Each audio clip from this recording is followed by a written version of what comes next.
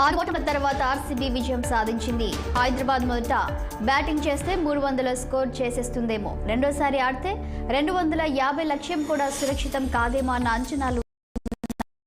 Record స్కోర్లు వరుస విజయాలతో దూసుకెళ్తున్న sun Risers జోరుకో సొంతపై బ్రేక్లు పడ్డాయి. ఆర్సీబీ సన్ రైజర్స్ కు 207 పరుగుల లక్ష్యాన్ని నిర్దేశించిన 35 పరుగుల తేడాతోనికి ఆశ్చర్యపరిచింది.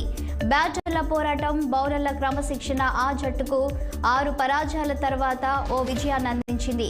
బ్యాటర్లు విఫలమవడంతో ఆ జట్టు సీజన్లో 3వ ఓటమిని మూటగట్టుకుంది. దీంతో ఆర్సీబీ అభిమానుల ఆనందాలకు హద్దులు లేవు. రిజర్వ్ బ్యాంక్ ఆఫ్ ఇండియా కొట్టిన దెబ్బతో కోటక్ మహీంద్రా బ్యాంకు షేర్లు భారీగా పతనమయ్యాయి. దాని వ్యవస్థాపకుడు మాజీ సీఈఓ ఉదయ్ కోటక్ సంపద కూడా భారీగా గండిపడింది. కోటక్ మహీంద్రా బ్యాంక్ పై రిజర్వ్ బ్యాంక్ చర్యలు తీసుకుంది. ఆన్లైన్, మొబైల్ బ్యాంకింగ్ మాధ్యమాల ద్వారా కొత్త కస్టమర్లను చేర్చుకోవద్దని ఆదేశించింది. అలాగే జారీ ఆదేశాలు తక్షణం అమల్లోకి వస్తాయి. బ్యాంక్ ఐటీ రిస్క్ మేనేజ్మెంట్ లో తీవ్రమైన లోపాలు బయటపడటం ఇందుకు కారణమని ఆర్బీఐ పేర్కొంది. ఆర్బీఐ చర్యల తర్వాత కోటక్ మహీంద్రా బ్యాంక్ షేర్లు 13% వరకు పడిపోయాయి. కంపెనీలో దాదాపు 26% వాటాతో అతిపెద్ద వాటాదారుగా ఉన్న ఉదయ్ కోటక్ భారీ నష్టాన్ని చవిచూశారు.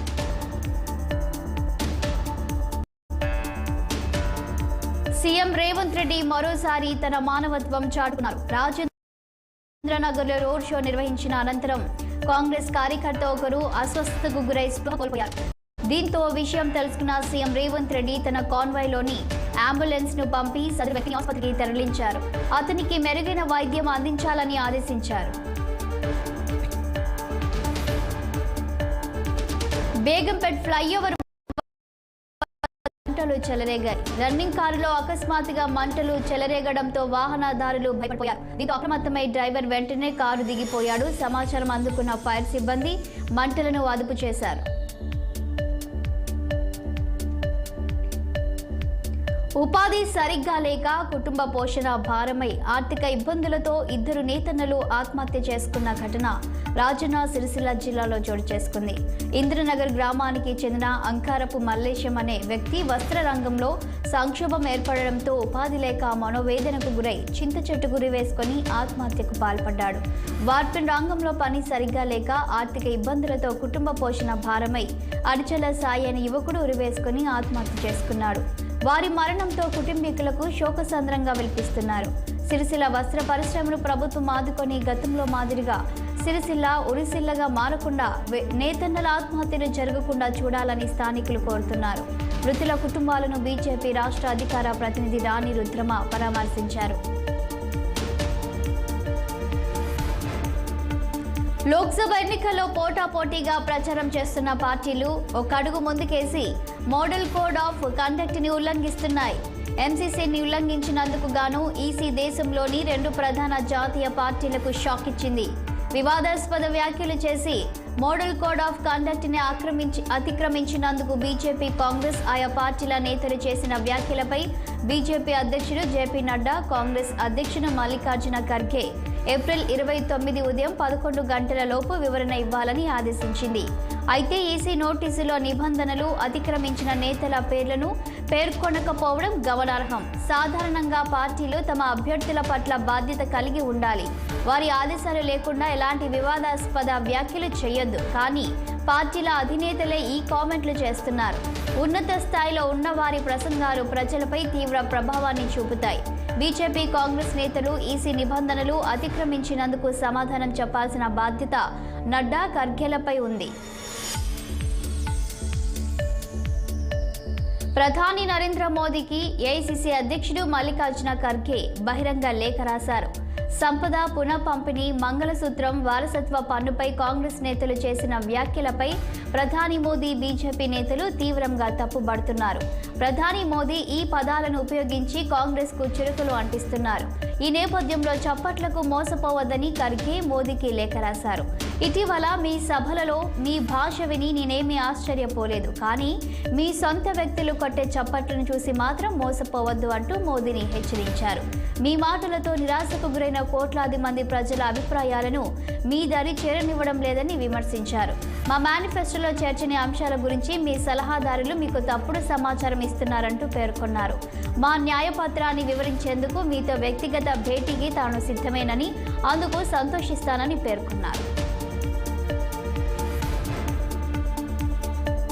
కాళేశ్వరం ఎత్తిపోతల్లోని బ్యారేజీలపై ప్రజల నుంచి జస్టిస్ పీసీ ఘోష్ కమిషన్ ఫిర్యాదులు, నివేదనలు కోరింది. ఈ మేరకు నీటిపారుదల శాఖ కార్యదర్శి రాహుల్ బొజ్జా బహిరంగ ప్రకటన జారీ చేశారు. మేడిగడ్డ, అన్నారం, సుందిల్లా ఆనకట్టలకు సంబంధించిన అంశాలపై కమిషన్కు సాక్ష్యాధారాలతో అఫిడవిట్లు సమర్పించవచ్చని తెలిపారు. బీఆర్కే భవన్ వద్ద ఏర్పాటు చేసిన పెట్టెలో ఫిర్యాదులు, నివేదనలు దాఖలు చేసేందుకు మే 31 వరకు గడువు ఇచ్చారు. పోస్టు ద్వారా కూడా ఫిర్యాదులు పంపేందుకు అవకాశం కల్పించారు. తగిన సాక్ష్యాలు, ప్రమాణ పత్రం లేని అఫిడవిట్లు తిరస్కరణకు గురవుతాయని స్పష్టం చేశారు. ఈశాన్య రాష్ట్ర మణిపూర్లో జాతుల మధ్య ఘర్షణల అనంతరం గణనీయమైన మానవ హక్కుల ఉల్లంఘనలు చోటు చేసుకున్నాయని ఇటీవల అమెరికా ఓ నివేదిక విడుదల చేసింది. దీనిపై తాజాగా భారత విదేశాంగ శాఖ తీవ్రంగా స్పందించింది. అది పూర్తిగా పక్షపాతంగా ఇచ్చారని దుయ్యపట్టింది. దానికి ఎలాంటి విలువ లేదని స్పష్టం చేసింది. ఆ నివేదిక పూర్తిగా పక్షపాతంతో కూడుకున్నది. భారత్ను ఎంత తప్పుగా అర్థం చేసుకున్నారో దీంతో అర్థమవుతుంది. దీనికి మేము ఎలాంటి విలువ ఇవ్వడం లేదు, మీరు కూడా ఇవ్వొద్దు అని వ్యాఖ్యానించారు. 2023లో మానవ హక్కుల విధానాలపై అగ్రరాజ్య విదేశీ వ్యవహారాల మంత్రిత్వ శాఖ ఇటీవల వార్షిక నివేదికను విడుదల చేసింది. ఇందులో మణిపూర్ అల్లర్ల అంశాన్ని ప్రస్తావించింది. ఆ సమయంలో తీవ్రమైన మానవ హక్కుల ఉల్లంఘనలు చోటు చేసుకున్నాయని పేర్కొంది. నాటి ఘటనలను ప్రధానమంత్రి నరేంద్ర మోదీ సిగ్గుచేటని అభివర్ణించారని, చర్యలు చేపట్టాలని ఆదేశించినట్లు తెలిపింది.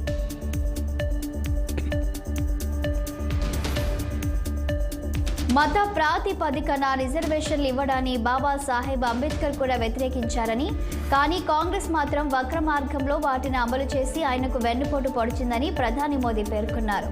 తనను దుర్భాషలాడుతూ రాహుల్ గాంధీ ఆనందిస్తున్నారని, అయినప్పటికీ ఆయనపై ప్రజలు ఆగ్రహం వ్యక్తం చేయకూడదన్నారు. మధ్యప్రదేశ్లోని మురైనా, యూపీలోని ఆగ్రాలో జరిగిన వేర్వేరు ఎన్నికల ప్రచార సభల్లో పాల్గొన్న ఆయన కాంగ్రెస్పై మరోసారి నిప్పులు చెరిగారు. ఈ సందర్భంగా రాహుల్, అఖిలేష్లపై తీవ్ర విమర్శలు గుప్పించారు. కర్ణాటకలో కాంగ్రెస్ అనేక మంది ముస్లింలను అక్రమంగా ఓబీసీ జాబితాలో చెబుతున్నా మతపరంగా ఎటువంటి వివక్ష లేకుండా 80 కోట్ల మందికి భాజపా ప్రభుత్వం ఉచితంగా రేషన్ అందించింది. ప్రజల భవిష్యత్తుతో ఆడుకుంటూ ఎలాగైనా అధికారం దక్కించుకోవాలని కాంగ్రెస్ ఆటలాడుతుంది. వాళ్ళు అధికారంలోకి వస్తే వారసత్వ పన్ను పేరుతో ప్రజల నుంచి సగానికి పైగా ఆస్తిని దోచుకుంటుంది అని మధ్యప్రదేశ్లో జరిగిన సభలో ప్రధాని మోదీ పేర్కొన్నారు.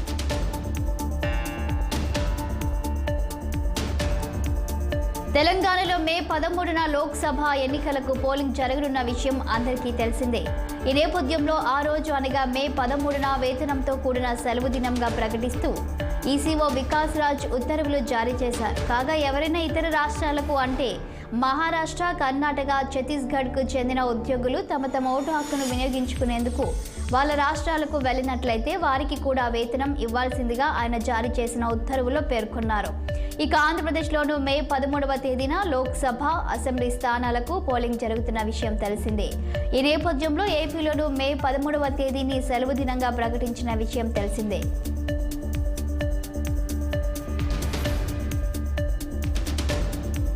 ఫ్లోరిడాలో జరిగిన ప్రచార సభలో డెమోక్రటిక్ పార్టీ అధ్యక్ష అభ్యర్థి బైడెన్ కీలక వ్యాఖ్యలు చేశారు.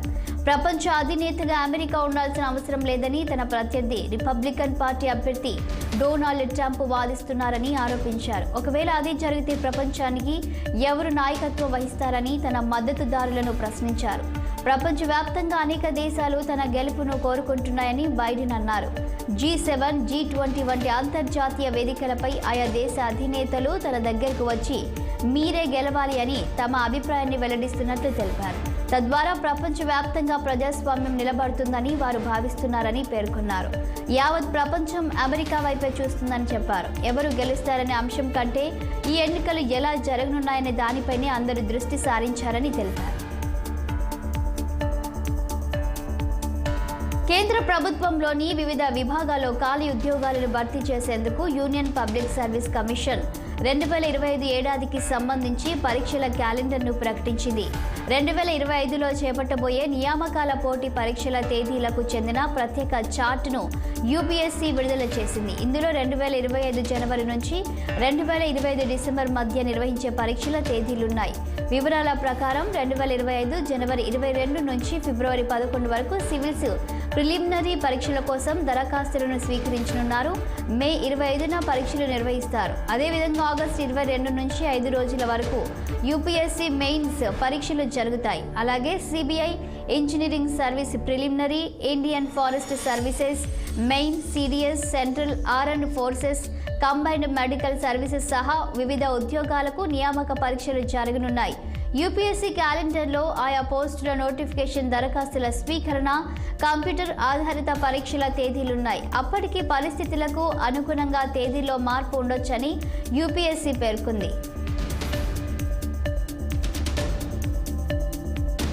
ప్రముఖ నటి తమన్నాకు మహారాష్ట్ర సైబర్ పోలీస్ విభాగం సమన్లు జారీ చేసింది. ఐపీఎల్ 2023 మ్యాచ్లను అక్రమంగా ఫెయిర్ ప్లే యాప్లో ప్రదర్శించిన కేసులో ఆమెను ప్రశ్నించేందుకు ఈ నోటీసులు ఇచ్చింది. ఈ నెల 29న సైబర్ విభాగం ఎదుట విచారణకు హాజరు కావాలని సూచించింది. నిబంధనలకు వ్యతిరేకంగా ఐపీఎల్ మ్యాచ్లను ఈ యాప్లో ప్రసారం చేయడంతో ఓ మీడియాకు కోట్ల మేర నష్టం జరిగిందని సైబర్ విభాగం వెల్లడించింది. ఇదే కేసులో ఇటీవల మరో నటుడు సంజయ్ దత్కు కూడా సమన్లు జారీ చేశారు.